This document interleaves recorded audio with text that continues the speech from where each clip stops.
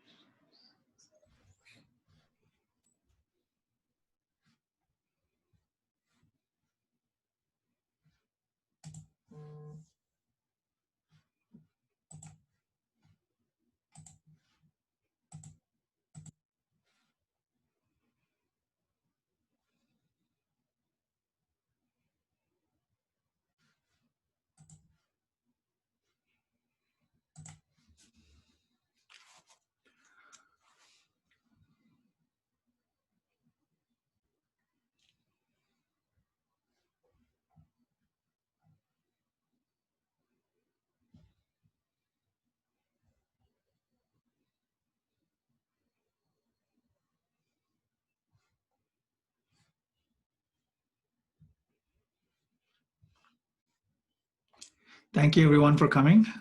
We'll just start in a couple of minutes.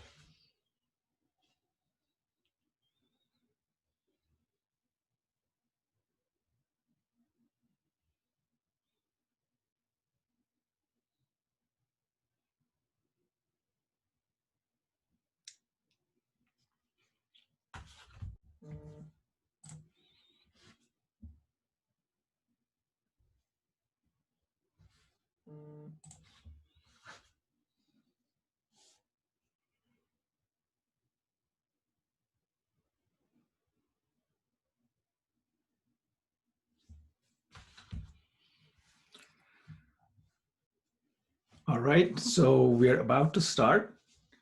Let me come on video, and I want to introduce our wonderful speaker for the day, Anandana Kapoor, who's a filmmaker, researcher, social scientist, person of many hats. And Anandana will talk to us about co-creation. Hi, good evening, everyone, and good morning to those of you who logged in from other parts of the globe. Thank you, Rajesh, and everybody at Socrates. I'm excited to be here because co-creation is something that I learned by walking the steep incline, but it's completely been worth it. I also wanted to say that co-creation is not something which is just for those who are creating, but for anybody and everybody who has a heartbeat and wants to do something which is going to create change. And so today, what I'm going to do is I will begin with a short clip from a project that I just completed. It's a mobile-based interactive documentary. And I wanted to sort of show you who my co-creators were. And then I'll talk you through some aspects which I think are important in order to be able to use or implement co-creation as a practical kit, as a design process. And then, of course, we'll have the breakout sessions and we'll come back and talk to each other about what we've learned and how we want to take this forward. So without further ado, I'll start sharing my screen and introduce you to Deepa and her daughters, who were one of the co-creators with me in this project called Ashiyan.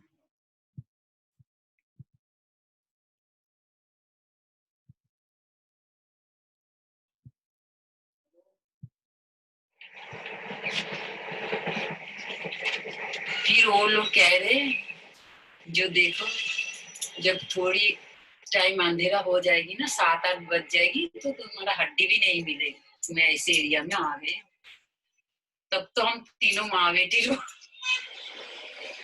और कहाँ पे दिल्ली में कौन सी जगह में आ रही है ये पता नहीं। जो हरिनगर में आ रही हूँ वो नोएडा जा रही है ये भी पता नहीं थे कौन सी जगह में लेके जा रही। बस दिल्ली में जाना था इतना ही पता।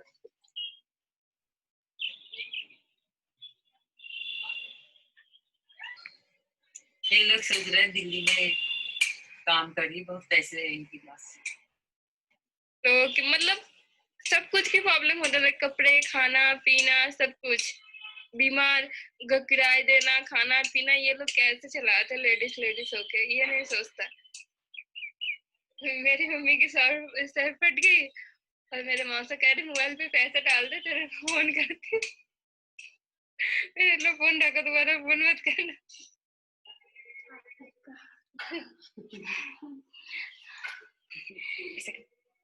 मेरे को वही डर लगते है जो तुम लोग इतना पढ़े लिखी नहीं हो जो दिल्ली में जहाँ मर्जी जाओ तो ये जैसे हम लोग बंगाल में तो क्या इंग्लिश लगती है बेटर तो ये है ना बोल नहीं पाते इसमें इंग्लिश ने मेरी मम्मी को दुखी करके रखा। पहले जब मेरे शादी नहीं हुआ था उस टाइम तो मैं थोड़ा हिंदी भी पढ़ ले तो शादी होके सब कुछ बोलते इंग्लिश में हर जगह पे लिखा करो जैसे लिखते कि राइटिंग सही नहीं है लेकिन लिख लेते सरदार कैसे लिखते हैं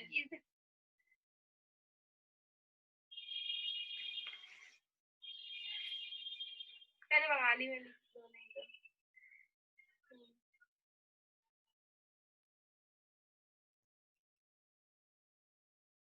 So that, ladies and gentlemen, was Deepa, and along with her are her daughters. And essentially, what I wanted to do with the co-creation project that I referred to, titled Ashiyan, was to look at how is it that women, who I call the invisible women of Delhi, domestic workers and homemakers, how do they live in a city and negotiate mobility, especially when it is labeled the rape capital of the world. And the enterprise behind the project was to try and see that how do women who are perpetually tagged as victims become participants and citizens in a city? And I know that your previous session was about mobility and it looked at reorganizing city spaces physically, but I also think we need a lot of emotional and mental cartography to undergo changes as well. And that's why if we continue to refer to women as victims, and sort of label cities and accept labels such as rape capitals, we are not only robbing them of the space to be able to say that they disagree, but we're also not looking at all of these anecdotal moments, which are so critical, I think, not only to inform policy, but also to sort of equip each of us with strategies of survival. And because homemakers and domestic workers provide emotional labor, invisible labor that keeps cities afloat, they don't really make it to conversations or agenda pieces. So my aim was to see how, as a filmmaker, I could co-create reflective moments, which meant that I would have to share and make accessible my means of filming.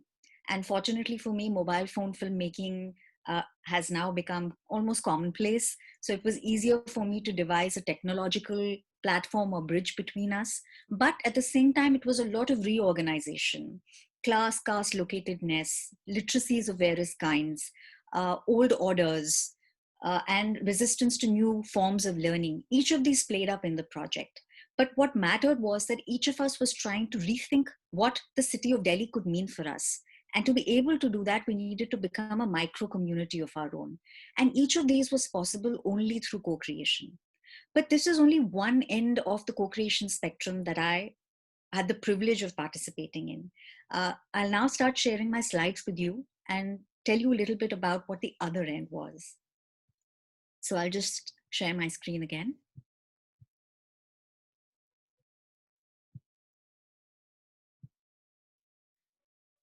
So if you were to look at this slide, on one end, I have yet another domestic worker, Manorma, and her daughter. And on the other end, I have people who are very busy with laptops. Clearly, they're from different races and different genders. These are my collaborators from the Code for Boston community in the United States. They not only helped me develop and program the app, which domestic workers could use, but together we were able to reflect on a variety of capacities, which is to say, who are we creating this for? Will they be able to use it? So even though we take certain gestures for granted, such as pinches and swipes, there were lots of gestures with domestic workers who had created all this video footage and who were intended to be participants, co-creators, as well as interlocutors of the entire project, were not comfortable with. They could only tap. At best, they could swipe a little because their hands were used to other kinds of labor. So we decided to create something which was low in terms of literacy demands, but also gesturally was something that could acknowledge their limitations, not as limitations, but as possible ways in which to interact with the material. So at the end of the entire process, where I worked with domestic workers and homemakers, had them look at their mobile phones, and also uh, worked with the accidental learning model, wherein I said, here are the phones, please play with them, please fiddle with them. Let's not look at filmmaking. Let's see how to use a phone, how to receive a call. I made sure the phones had torches so that they were familiar with the device. And once we had familiarity, we had various forms of experimentation, and the project continued. So my learning of co-creation really comes from not looking at capacities from a fixed lens. It's not me as a filmmaker and people who have equal or comparable technical capacities, but it's looking at people from another domain, such as developers, UI, UX experts, and domestic workers and homemakers who are experts at labor, emotional, invisible labor, and then trying to connect all of these to comment on the city, which is the capital of the world's largest democracy. And these people who are very much a part of the fabric, but are not really acknowledged, then become not just narrators, but also owners of the material. So therefore, today, I feel I can speak a little bit about co-creation with people, thanks to all of these people who were part of the journey with me. So I think one of the most important parts about co-creation, if that is a model you want to investigate and adopt, is to identify who your stakeholders are and to be most generous in deciding that almost anybody and everybody who is related to the project or the problem that you're trying to solve has an opinion that matters. Only then can you move ahead. And it's not easy, because I think co-creation, on the other hand, is also like a kind of recentering of who can be the sun in your universe. At the same time, I also learned in the project that you cannot be romanticizing participatory culture, because it has many, many, many hurdles that you need to mediate. You need to be able to come to a conclusion and speak the same vocabulary, which would mean patiently waiting for people to be able to be upskilled or to be able to come down to your level. Because, if we were to really look at the larger perspective, our abilities are differential and they only change with time. In any other project, you would choose people who have similar, comparable, or compensatory skills and would work with them. That's a polyphonic style of working. But a co-creative style says, I will be patient. And therefore, the goal, as well as sometimes even the timelines that you have to achieve the goal, constantly change. And so it's not just a question of sharing the cookies and saying, here is a freshly baked batch of cookies. And I thought, given that, it's December, it's the perfect season to have this as the metaphor. It's about sharing the cookie dough. It's about saying, okay, when I'm making the basic ingredients, your hands will be in the dough as well. And to say that now we begin to decide what shape, what size, what flavor. And philosophically, if I were to want to romanticize the entire struggle that comes with co-creation, I would say it's like a lover's readiness to be plastically molded. You have to be so willing to be able to listen to even criticism and to listen to it with a patient and accepting ear, that I think co-creation really is a rites of passage as well. So if I were to say, how would I define co-creation? I would say that it is an iterative experimental design process.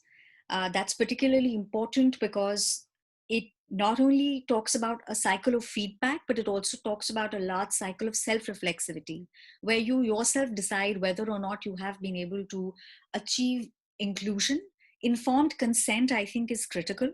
And this informed consent is not just, in the classical sense of how filmmakers go to people and say, this is how I'm filming you and this is where the footage will be used, but consent in terms of what is the value of the participation. Why should I share my time and resources with you, and what is our shared goal or our individual goals, which will be part of that whole sum which is greater than all of us. So I think that becomes very important. And human experience becomes, I think, central, and data comes a little later. And this can be uncomfortable for many because we are in a big data economy, and a lot of us are driven by empirical numbers. But at the end of the day, it's also about saying that the anecdotal is important. In a film that I made for the University of Chicago called Ai Gai, when I went to villages which were not yet electrified and had been in the dark for 60, 70 years, people were waiting for asli or real electricity and were very resistant to renewable energy such as solar powered uh, lights and other kinds of paraphernalia, because for years their idea of deprivation had found a visual metaphor in poles and electric wires. And a lot of people would say, oh, we'll just set up things and they'll come around.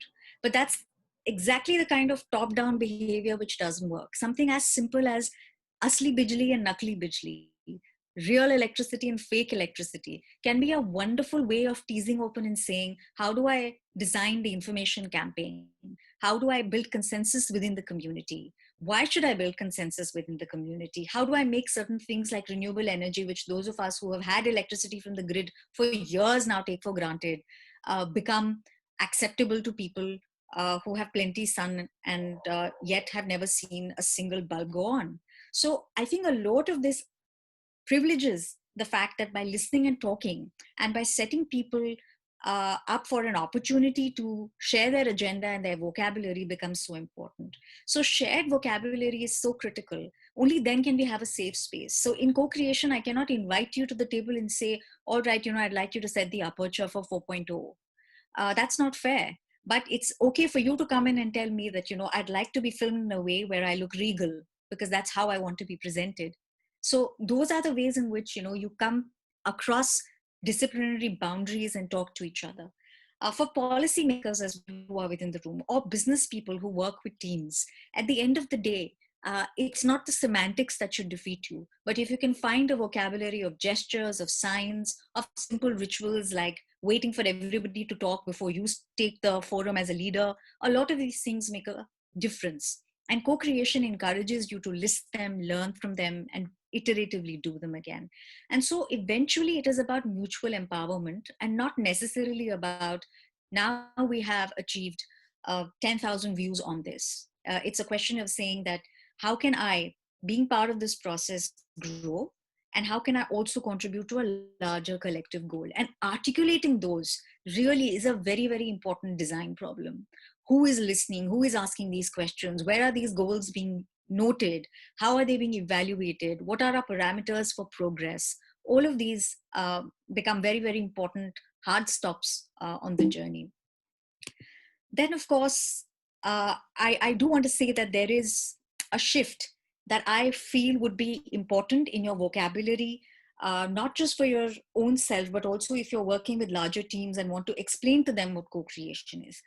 So you will not only speak about productivity, you will have to sort of say that creativity is the shift that you go to. And usually what happens is that, we tend to sort of place productivity as higher and give it more optimum weightage. But when it comes to creativity, we don't. Whereas on the other hand, what co-creation says is that if you are creative, you're not going to tell me, can you make 40 boxes by the end of the day? You're going to tell me, can you make me one box which makes you happy and is unique? And what can I do to help you facilitate that? And we'll get to the 40 number later. So, that's the kind of difference. It also encourages you to not think linearly. Okay, so we are not really looking at a model where it is step by step, but you can leapfrog, you can be elliptical, you can go crazy, but you come back to the core ideas of whatever you define as your mutual empowerment goals.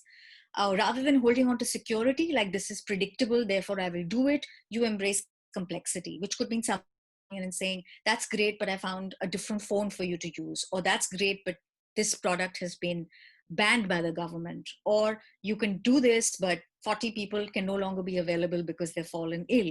So complexity, when it is welcomed as an element or a lens, becomes very important. And you no longer talk about goals, you talk about what value you want to generate. And why this is not just hocus pocus, and it's not just things which we are putting forward in terms of feel good philosophy, is because there are definite values. Why did the women participate and become co-creators in the project? Because they found value in finally being able to critique the surroundings that they were part of. They found value in being able to take time out and reflect on their own journeys. And these were important within their family structures and their community structures as well. Because it was only then that that a homemaker tosses a phone in the middle of a conversation at her husband and says, flip it and listen to me now. On weekends, I washed your clothes and you went around in the city. And I thought to myself, what if I worked? Would he give up his life? And that's not a simple question about a gender battle. It is a deeper question about who we think can be in the public in a city and can perform economic productive activities, and who we automatically relegate to the private, the invisible, and completely deny any forms of traditional economic growth too. And then, of course, we've had the Swedish parliament argue about whether homemakers should be given any money or wages. So this category of labor remains an important category to work with. But then what is the value proposition of people who are anyway doing free, unpaid labor, also doing creative labor to co-create with me? It is perhaps this idea of self-esteem. It is perhaps this idea of performing mobility and not just, having theoretical mobility. So these are fabulous values. And what is the outcome? I have a concrete app, I have a concrete archive, and I'm able to, share the conversation with their consent with all of you and others as well.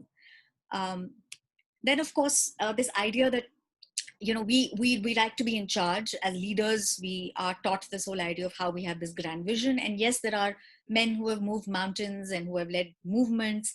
But if we really want to look at sustainability and we really want to solve the leadership problem, it has to be about decentralizing. So if you identify multiple stakeholders, if you have domestic workers, homemakers, volunteer photographers, volunteer cinematographers, or just people who want to contribute to a project like mine, I have to allow them to talk to each other. I have to allow them to find their own consensus and ways of working. I cannot be omnipresent. I should not aspire to be omnipresent.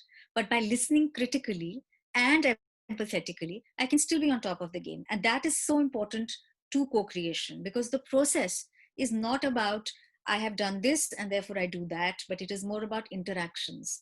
So you're actually trying to focus and see, what interactions can I set up, and how can I look at micro interactions and use those as feedback or as ways to move forward. And so instead of following a certain standard, you actually look at the speculative. You say, what can be in the future? You try to imagine what lies ahead in ways that are creative, rather than saying only this is possible because of the past. So you kind of look at what is now and mold it in a way that it is more dynamic, and you allow space for people to say things which may not be achievable for you immediately, but might possibly transcend what you have thought of. So I would say that you need to decentralize for sure. You need to have interactions as a way of trying to set up consultations, and you have to be speculative. You have to embrace a little bit of the science fiction element, if at all, and see what things can be, rather than what things should be. I believe that we had a moment of great synchronicity, and Rajesh also suggested that you guys look at this particular piece in the Harvard Business Review. I think it's very interesting and important because it is a school of thought which looks at co-creation in the space of enterprise and economics. I also particularly like it because the examples are so well laid out, which is, for example, a bank wanting to go online and making its services digital, and using junior tellers as the central expertise community, talking to them, even though they may not have financial knowledge which is to the level of those who are in charge of the bank or our managers, etc. They are the ones who represent what the consumer might want because of parity of age, parity of finance, etc. And so what it is saying is that even for a bank which has huge investors and people who can read sheets and make estimations and direct growth, talking to somebody who was so lower down in the pecking order became the way for it to become more like an onion, peeling, concentric, rather than it being step up and a ladder with very little space for people, very little space for insights. And then, of course, this idea that we can get user feedback and use it to sort of change and co-think and co-design is not new today. When this piece was written, 10 years ago, a decade ago, things like Instagram entrepreneurs or platforms like Twitter, where you could actually get feedback, hold contests, and sort of grow with your consumer, were not possible. But today they are very achievable. And even films, those made by Ridley Scott and Richie Mehta, award-winning filmmakers, have used elements where there are contributions from everyday users of mobile phones as well. So I'm really saying big ticket Hollywood, and just your everyday chai wala, pan wala, filming something and sending it, and that becoming part of a global tapestry of what is film and what is film about today and what does it mean for us. So a lot of examples that I see around myself can easily be applied to you if you work in an organization, whether it is small, whether it is big, whether it is new, whether it is old, which is to say that this time when I make decisions and want to build on things, I will invite people not to the table, but possibly for a walk in the park. And if that's not possible because of the pandemic, then on a call that suits them, which could be a video call or an audio call, or just set up a poster contest and just get people to express how they perceive things, and then to say how you can use them as opposed to how you can eliminate them.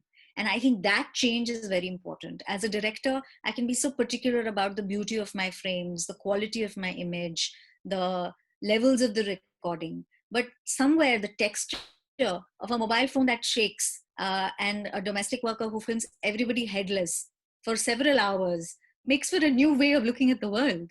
And it can be interesting beyond incidental humor.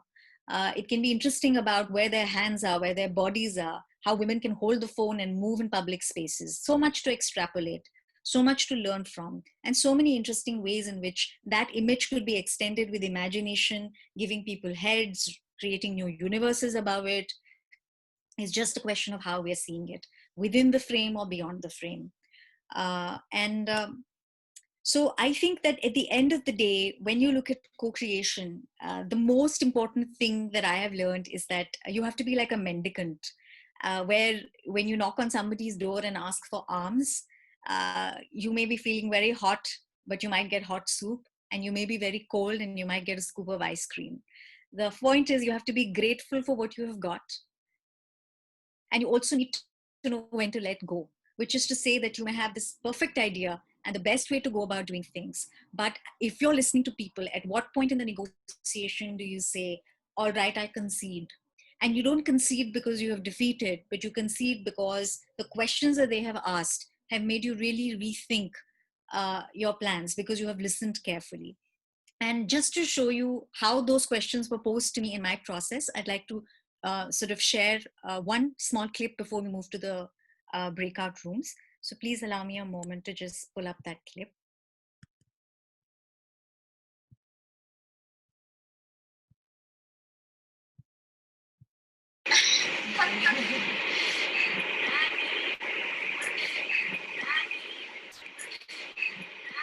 अच्छा लगा आपको? बहुत अच्छा लगा। शाबाश। Thank you. आपके phone से मैं बहुत कुछ सीख गई हूँ। आपको और अच्छी बात है। कैसा लग रहा है सीख के? बहुत अच्छा लग रहा है मुझे। सबसे बातें करती हूँ, मौसी से भी बातें करती हूँ।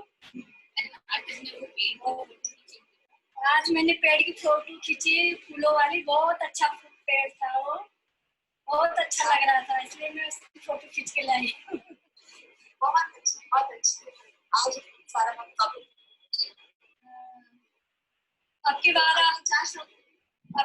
आओगे तो फिर और आपको दिखाऊंगी। How will you incorporate all this in your documentary?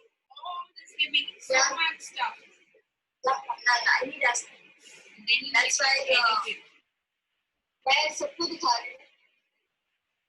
तो बस ये दिख रहा है ऐसे काफी सारे कार पर और तो करके का कुछ ऐसे और मैंने सबको सिखा दिया So actually, when I had started the project, I was, like I said, very aware of hierarchies. So you can see that in this one scene, you can understand so much. There's Meenakshi, who's sitting on the couch. She is in chemotherapy, and therefore, she is the way she is physically.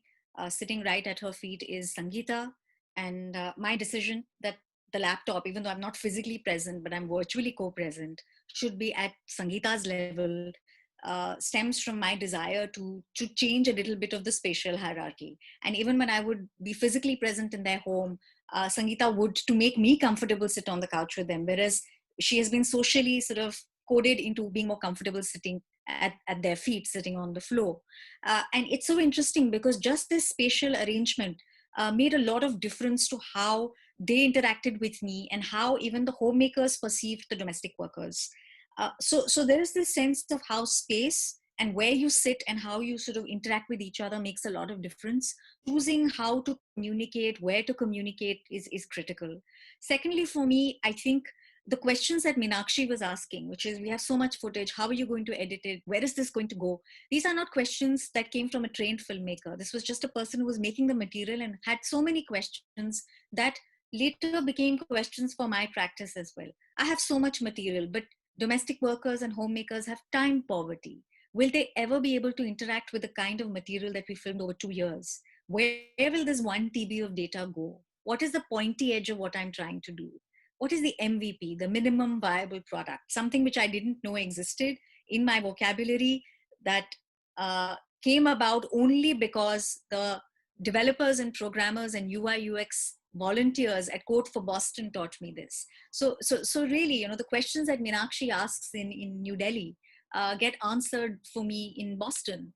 And this is possible because everybody is trying to think together and really not discard any questions that come our way. And today, the shape of the app, which is a very small app, which is a very short experience, is cognizant of the fact that homemakers and domestic workers have time poverty, and they don't have time to look at feature length films. They don't have access to technologies that can allow them to do that. Yet the archive is so important, and protecting the archive so that nobody can harass them. There is no online trolling, and keeping it accessible but not publicly available are decisions that I made stemming from these interactions. And finally, the fact that Sangeeta says that today I filmed a tree that is beautiful and has flowers is a lovely moment, because when we talk about so-called empowerment projects, we want everybody to be saying, oh, I broke the mold. But this is also breaking the mold through pleasure, through enjoyment. And this really recasts the urban subject, especially the female urban subject, not as a woman who's afraid that somebody is going to attack her, or as a woman whose body is surveilled, but as a woman who is looking back, who's finding pleasure in the city, and has a moment where she can record it and keep it. And no mainstream media, no screechy politician can take that away from her. But I'm hoping somewhere a policymaker, a filmmaker, an educator, a thinker, an entrepreneur are listening carefully and saying, wow, this is a moment she enjoyed. And there are moments of pleasure and contemplation also that can become the fabric of how we talk about a city, or cure a city, or survive and revive uh, in a city. And so I think now it's time for me to hand over to Rajesh. Thank you, Anna. What a wonderful presentation, and for those clips. So, everybody knows the rules now. We'll have a breakout session with 4 groups. So, Anandana, could you just talk us through the 4 questions? Yes. Okay. So I think the reason I also showed the preceding clip was kind of to scaffold these 4 breakout rooms. So what I wanted each of you to do is to look at your own contexts and talk about a space which you think could allow co-creation. So I'll give you another example. When I teach, much to everybody's consternation, who is very formal, I sometimes sit on the table. Or I invite the students to talk about film in a park. What are these spatial changes that you can undertake? Maybe it is something you can't do immediately, but what can you do with the people you work with? So I'd love to hear about the domain that you work in or the communities that you work with and how you can bring spatial invigoration. The second is emotional, which is that what are the things that you really want to say or want to have said in the previous confabulation that you had. So the last time you had a team huddle, what is it that you could not say, and what is it that you would want to say and why? And I think that's important because it's very easy to say you should listen. It's very easy to say you should incorporate, but you should also be able to communicate. So what is it that you would communicate without censoring? Then the platform, which is to say that what medium would you use to collate all these experiences? Would it be virtual? Would it take into account different kinds of levels of literacy? Would it require money? Would it require more effort? Or is it just pen and paper? I live thanks to napkins, paper napkins. I find even post-its sometimes are scary to people. So scribbling something on a napkin sheet and passing it around is easier. I find drawing easier to break literacy barriers. What medium, what platform would you use? And diversity, which is that who is the one person you don't want in the room, because you know in your heart of hearts they will say something which will destabilize this conversation that you have. And especially when it comes to communities, I know very well. So my instinctive reaction when I set up the project was no husbands, right? Because I didn't want them telling the women how to talk and how to use the phone. But slowly what happened was families became the acceptable presence in the project, because children started charging the batteries for the mothers. They started, talking about data storage and other things. So who is it that you don't want in the room, but is part of the picture? And how would you then involve them? And eventually it became, for me, a talk back between mothers and children and fathers. And so we saw everybody from appreciative to oppositional, and that also was a negotiation. So who would you involve? So diversity for me is not a checklist item. It's actually trying to say, who do I want out actually in a room, in a usual setting, who I would then invite in. So again, please talk about that. This could be an archetype. It could be a community member. It could be just an individual. So yeah, it would be great to sort of come back and see how we can collectively maybe pick ideas, and maybe you will give me something for my next project as well. Wonderful. So I have pasted the Google Doc as usual into the chat window. So we'll have our breakout rooms half an hour, and then we'll be back and quick reports from all the rooms and Anandana's comments on that, and then we'll be done. Thank you. Thank you, everyone. So can we start the breakout rooms, please?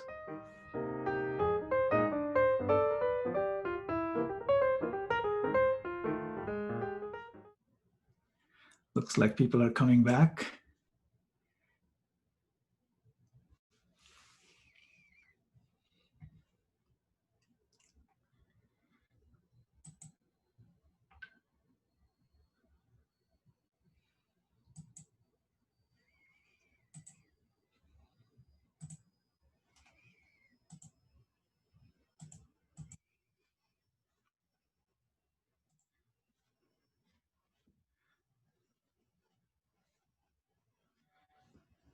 So Anandana, the way it usually works is that the note taker in the group gives us a brief presentation on what happened there. And then we go through all 4 groups, and then you can respond after each set. And then we say bye-bye. Ram, since you are group 1, why don't you start? Okay, so my group was composed of Anusha, Parajita, Triti, Meera, and Vivek. And we just generally spoke about how we have observed the way in which people huddle or inhabit environment. So Prajita talked about how typically women, and whether they're homemakers or not, tend to stand when elders are sitting, or they may be in a corner. Often they're waiting for their turn to speak, and even if they're invited to join, they may not. Anusha spoke about meal times and how serving so naturally falls to the women. There might be distinctions made about steel versus plastic tumblers, or timing of who gets to eat first and who eats after.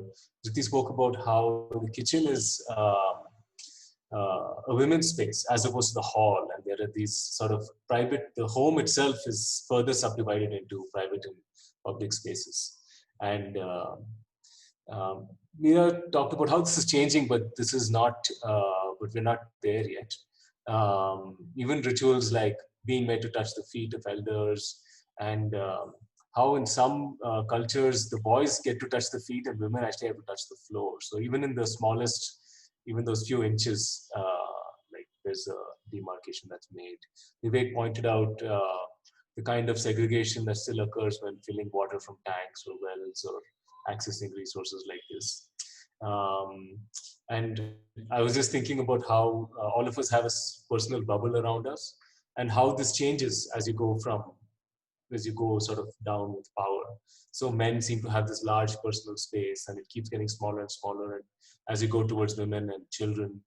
And so these are sort of the thoughts that we were having about how these rules organize the way in which people spatially inhabit spaces. In terms of what we censor, and Vivek was thinking of an instance when an old and very distinguished prof unfortunately mistook systems thinking for systematic thinking, and he was just unable to correct him, and pointing out that these hierarchies are, sort of deep. And Riti talked about how we often self-censor so much, not just others but ourselves. Anusha and Aparajita spoke about mental health especially, and in the same token, just feelings themselves are not really expressed, especially in the presence of hierarchy. And Aparajita especially spoke about how the pandemic actually caused a lot of grief, but it was not allowed for this grief to be expressed.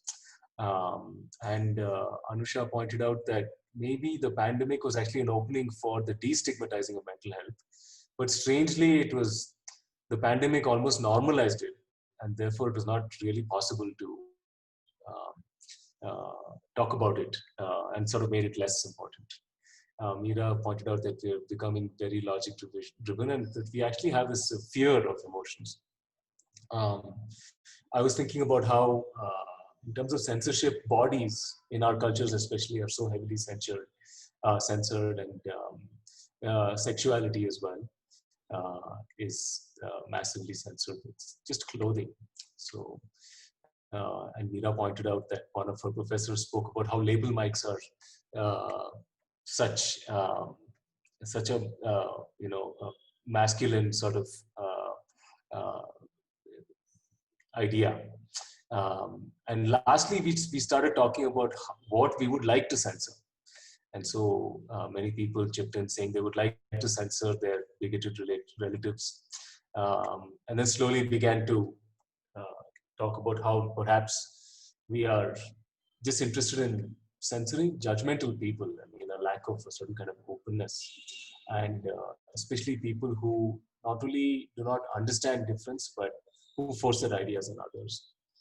And I was just thinking that if we wanted to have a sort of authentic encounter with someone, perhaps one of the things to do is to remove people with too much power from the room.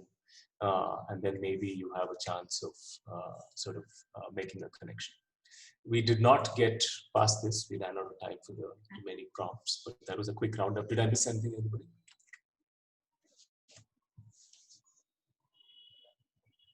Anybody would like to chip in?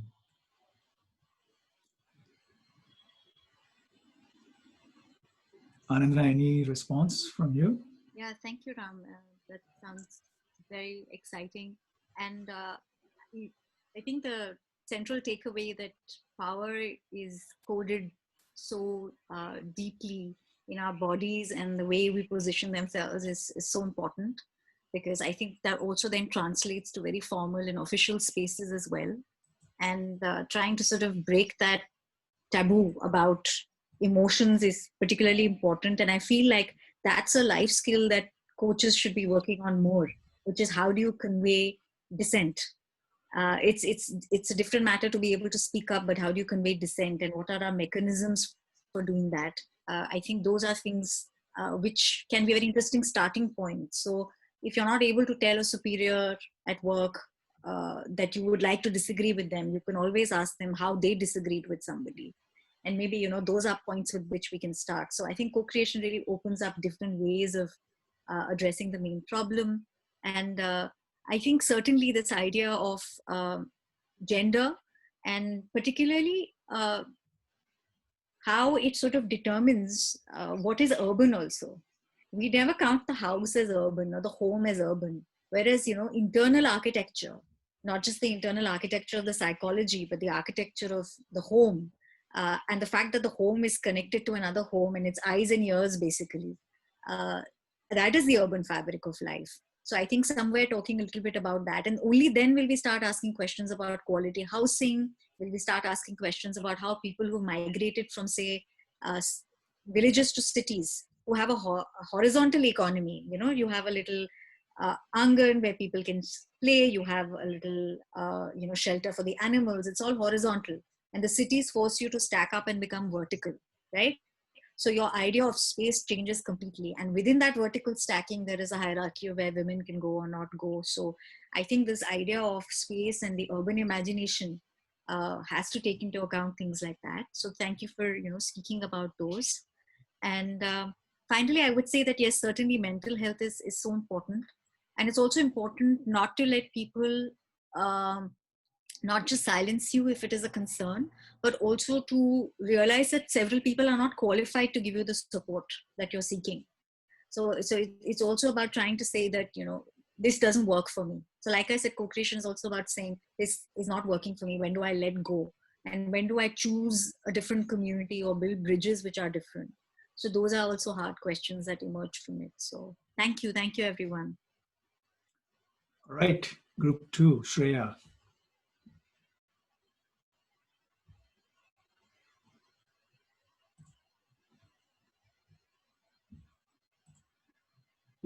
Shreya, you're muted in case you're trying to speak. She's unable to unmute, she says. Huh. Can somebody do it for her? Yeah, I just did. Yeah. Hello. Yeah, I hope you all can. Yeah, we can hear you. Yeah, great. Okay. So in group number 2, Ranjit, Sucheta, me, Prasann, and Kaustubh, we just decided to address these questions in the context of the traffic problem that we had all discussed the last time. And for example, with spatial problems or the spatial lens, sorry, just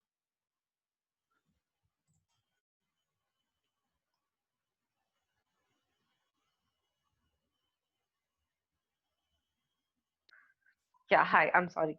So, so with the spatial lens on how we think co-creation would happen for a traffic problem in, let's say, Bangalore, we thought that that maybe having something, some sort of a digital interface might help in bridging the power dynamics, the gaps that you observe in a physical environment very easily. And a digital app can also be a good tool for data collection and for getting the kind of qualitative or quantitative inputs that you might require from people to co-create on such an exercise, and also considering the number of stakeholders that would probably be involved in this exercise. So we thought that from a spatial lens, maybe moving on to a virtual space rather than sticking to a physical space might be better. But then moving on to the, like, just connecting the third question with this, which is about platforms and about the mediums that we choose, we thought that having a mix of having a mix of physical and virtual would probably be necessary here, considering that not all the stakeholders who you want to be a part of this exercise will have access to virtual or digital devices like a phone, for example. So it would become very important to then have these discussions face to face with people who might not have that kind of access, and also to get a sense. We also realize that there's a huge difference between physical spaces and virtual spaces. In a physical space, you like there are a lot of things that you realize from a face-to-face interaction that you might not be able to realize through a virtual call or a phone call. So we thought that maybe having that kind of a mix would be better in this case. Maybe also like going ahead and furthering that to, for example, depending upon the kind of stakeholders that we're engaging with. So for some, we might go ahead and do a virtual call with, for example, the corporates or the governments. But for people who are mainly affected by the construction of roads or who are affected by the traffic problem, maybe it'll be better to just go and speak with them directly. So that was how we linked it. The second question, which was about the emotional aspect and what we usually censor, this was a little tricky one, but we realized that usually in cases like this, especially where a lot of stakeholders are involved and when it's a public problem, it's usually the marginalized whose voices and whose opinions get censored, or they never even come up uh, to the larger audience. And so we thought that maybe those who are probably relocated because of the construction of the roads, or who are actually directly impacted by the traffic problem, maybe those are the people whose voices and opinions are not heard and not accounted for at all times. So maybe those will be the opinions that we would like to consider.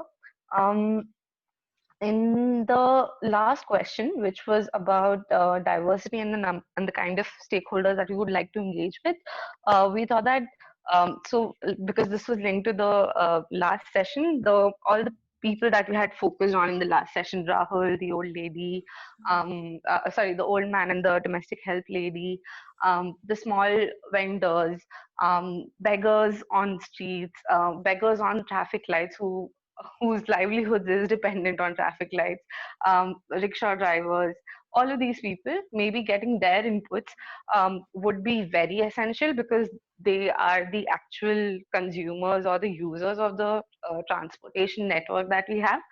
Plus, it would also be good to probably include those I mean, of course, these people will also disagree to some extent, but for example, persons with disability who for whom this transportation network might or might not be the most suitable network at all.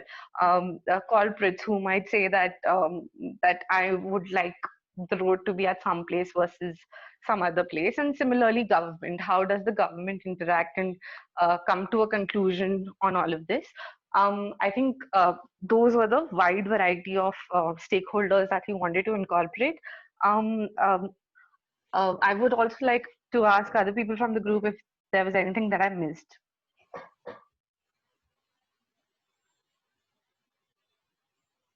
They seem satisfied. Thank you, Shreya. Thank you. Yeah, so, as I was listening to you guys, it's interesting to me that you were able to sort of tether it to the idea of decongestion and making roads accessible. I think co-creation, when it is mapped to a particular problem metrics, makes it even more interesting. And I realized that participation is something that you are thinking of. And so I would also say that thinking of a participation gap is possibly an interesting way to go about it, because then all the diverse stakeholders that you're thinking of can be sought out, because then you're not looking at, oh, I need this person to be present or give their opinion at all costs, but you're actually saying, what are the costs of involving this person so that they can participate and co-create. And I remember looking at a white paper on an app about road safety. So this idea of how to cross a road, which we take for granted, because many of us are not crossing roads. A lot of us are privileged and sitting in vehicles, whether they're self-owned or whether they're hired, or in public transport. Very few of us are crossing the road, and it's a certain section of society that is crossing busy junctions, and who's to talk to them about road safety. And so they were looking at particularly sections which are outside of the urban space, where crossing the road was leading to a lot of deaths, and the app kept failing because people were not able to identify with it. And then they were finally asked, you understand that you're going to get hurt, you understand this project is helpful, but why won't you work with the app? And they said that, you've made the roads yellow, and there are no yellow roads. It's such a simple UI UX switch, which is to show a road as road, which is asphalt and black and gray, but not yellow. But this idea of what we perceive as reality and what we perceive as commonsensical, and who can afford the pleasures of abstraction, also become important. So when you communicate to them that they need to be involved, what is the language that you are using to involve them, whether it's visual or otherwise, becomes really interesting. And I just leave last comment, which is to say that I have a very dear friend, and she was India's first visually impaired Supreme Court advocate. Her name is Anjali Arora. And she tells me that, you don't have to design something for people who are visually impaired. Design for a person, and I will automatically be included. And her favorite example is of trees overhanging on sidewalks. And she says, you can see, but you still have to duck your neck, and it might still pierce your eye and hurt you. It will definitely hurt me. So think of yourself and trim that tree, and I'm automatically taken care of. So somewhere we also need to not be on high horses when we think of the other, but really say that, how can I be human-centered in a way which is more flat? Yeah. Thank you. All right, we got Thank you group so three. much. Thank you. We got group three, but I don't know who is the note taker there. So whoever it is, please chip in. Yeah, hi, Vikram here. I was a note taker. So the team has Stuti, Neeta, and Archana. So we spoke about the choice of platform and the limitations. What came out was talking to clients or end users or beneficiaries and stakeholders, sitting with them, planning with them, and then co-create the program with them and implementing it is something that came out very strongly across all of us. In terms of how feedback is taken from stakeholders, it was about observing, using an assessment framework, collating the data, sharing the data, and working on the choices that the people make out of a limited set of choices, working on it, piloting it, and rolling it out. That was one. How do we invite people to also write or co-author the questions was the question, to which the response was, it depends on the communities we are working with. We also teach them how to use technologies such as Zoom app and Google Meets and things like that. To the question, so our session was primarily in a question answer kind of a mode. So that's how I'm sort of reading this. In the facilitation model, can anything be improved was the question, to which one suggestion that came out was that of a suggestion box, but then that also would be only applicable for folks who are literate, right? So hence verbal communication would become more important there. Then the emphasis on dignified interpersonal communication, creating a safe space for interaction to take place, that is something that came up. And the fact that if there's a flat organization, then the communication can be much smoother, much streamlined. That was one thing. One innovative thing that came up was about private school kids writing letters to government school kids. While co-creating with larger partners, the problem statement gets posed, and then partners are invited for a response, following which co-creation workshops are done, and over an iterative process, a program takes shape. While meeting communities in the field, people would try and speak in a local language. However, again, over there, the point was about the dialect that one chooses to use could create a hierarchy in itself. And only one piece came up, which was about whom would one exclude. In this particular case, what came out was while one is preparing or co-creating the program, a government stakeholder would not be called into the room. However, post the event, it is taken to the government in terms of taking inputs and things like that. And keeping in mind the dignity and I put quotes around the word deficiencies of the method used and the and how the other side is engaging with the method used. So that is something that came. To the question on one thing that we would all like to share about what we did today in terms of how we will do something differently. One thing came about was about feedback forms. Can they be physical letters? Can we have more play in terms of what we do?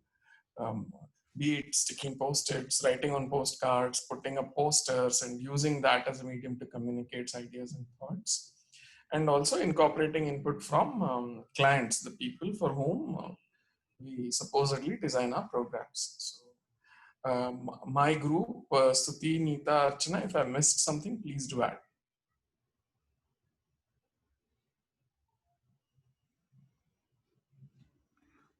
Looks like everybody is happy. Thank you, Vikram. And I was privy to the conversation, and it was very exciting because everybody is working so closely with the communities, and some aspects of co-creation already exist. Everybody realized, and this idea of anonymizing and therefore making comfortable the ability to talk back was something that we revisited a few times in the conversation. And I was just proposing that one could use art and creative methods in the process of the workshop, not as tokenism, but just as ways in which you can rethink how we talk. And I thought what was fascinating to me was everybody's discomfort with the term that they want to use for the communities that they work with. So stakeholder, client, end user, that in itself is very, very important to me because it shows that you realize that there is a step that they can come closer. And it would be interesting to even just ask them what you would like to be called. I remember when I was working with a developer and he said, how would you explain what I do? I'm a hacker to the domestic workers and homemakers in India. And I thought for a long time, and then I said, I'll call you a Jugadu. And we got into conversations about what is Jugaad and is it a truly Indian thing or is it something that everybody else does too? And so when I speak to the homemakers and domestic workers, they are Jugadus. And it's a self-chosen term, a term that came out of discussion. And I'm not sure if the government will give you grants if you call people that, but internally you can come up with ways in which they would like to be called. Yeah. But thank you, and all the best for all the lovely work you're doing. Excellent. So now we have group 4 and Srichand. Hi, I think we had a little bit of a challenge as to how to progress on the 4 questions. So I'll start with what we've kind of discussed. We had a few things that we thought of. Farmers in near NCR, rock climbers, and we ended up picking up Safai Karmcharis, Paura Karmika workers from Bangalore experience, at least for a few of us. I talked about how even though they're in the city, they're largely invisible. People don't interact with them. They're like streetlights. They're just there, but the city moves around them, and they either they don't get tools and any kind of entitlements that they are entitled to. And I think Prakash was then talking about how the contractor gets the biggest say in it in terms of what they get, what they don't get, and a place to situate this would be in the mornings or in the breaks where they all gather before they start their day, which is usually at 5 o'clock in the municipal areas in the wards they start. Eunice was talking about how all of these have allotted wards and spaces where they have to operate out of, and that is where they discharge their duties. Alpana was saying that all of them lack any kind of a security that can come from having a job. So it's financial, emotional, and medical insecurity that they have. Alok, I think he added something else. I missed it out here. He said they're aware of Paurukarmikas are aware of their injustices, but they don't have as much agency to act on it. And I was talking about how if we were to interview or if we were to co-create, it would make sense to humanize them, where we do conversations with the family, because usually we see them in like just these dark gray coats and then they disappear as the sun goes down. Prakash was saying that you are doing this as an individual and not as a family. Then why would you expect the same from them? You should be they should be able to represent themselves as their from their work and not because they have a family. Eunice was saying maybe if you were to look at look at a platform or a space where they can work, that would be some form of unions where they can represent their interests and their rights. On the medium, Prakash and Alok said food is a good way to break barriers. We've not been able to talk a little more. We ran out of time. But he did say he's tried that out in some experiment. And Alpana said maybe we should look at caste, because that definitely plays a role in terms of what's stopping them from becoming a domestic worker to start doing house help work, right? So then I think Brahmins came. It didn't go to anything else beyond it, and we ran out of time. So food as a medium and rights unions, those kind of things is where we kind of drew. Yeah. Nice. And diversity, we thought we'll also involve, I think it's, if you scroll down, I think we just have 3 more words there. Contractors, subcontractors, maybe are also people we need to engage, because they're essentially between Safai Karmacharis and the municipalities. And yeah, they kind of have a say in what finances are given to the workers in terms of tools or in terms of their pay, in terms of their recognition that they're a permanent worker. Right. I think I missed out 1 point from Prakash and 1 point from Alok. If you can add, okay. Okay, they've given you the green signal. Yeah. Okay, thank you so much. Thank you. I think you're brought in a very important urban reality, which is that those who did not get a day's rest and who make the city both palatable and visually acceptable are a whole host of these informal workers. I really do feel that the question of individual versus the individual and their family is an important one, partly because, of course, a lot of these jobs are relegated in terms of certain caste dynamics. Some of them are also hereditary. They pass on from one individual to another. And what is it that prevents people from breaking those conditions? And so I wouldn't even, play up the binary of Dalit versus Brahmin here.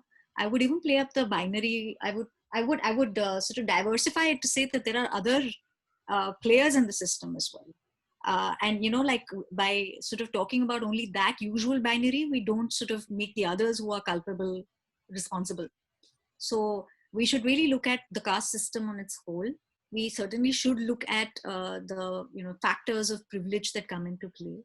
And co-creating, I think, with caste in the room is so important, because people should be able to express whatever their learnings are and whatever their disagreements are safely. I find food being a platform extremely exciting. And let me tell you that that's the only way forward, I think, by breaking bread, as the Westerners call it. But, in our cases, it's the chutneys and the pickles and the chai. That 1 cup of chai where they add extra sugar, knowing fully well that they probably will not be able to now put sugar for anybody in the entire week. But you get that, milky tea, sweet tea. That I think is symbolic, at least for me, of interactions which are possible. And I think all of these are very important. In terms of co-creating, it's also the question of what is their vernacular. How do they want to be represented? And the idea is to say that we'd like to invite you, but the question is, where do they want to be invited? Will you be able to go, and also what happens to, say, rack pickers, who are yet another community within this community, who will not even have markers of being employed or permanent, etc. So really, I think when we are talking about invisible labor, you can also see who is invisibilized by the people you invisibilize, and then see how to sort of bring more stakeholders that way as well into the picture. So thank you very much. I think these are important aspects, and the platform can be as simple as food, but there are days when even a square meal is not possible. So then I think just traveling to them rather than inviting them to us can make a lot of difference. And pick your own garbage, guys. Don't toss it out of a moving car.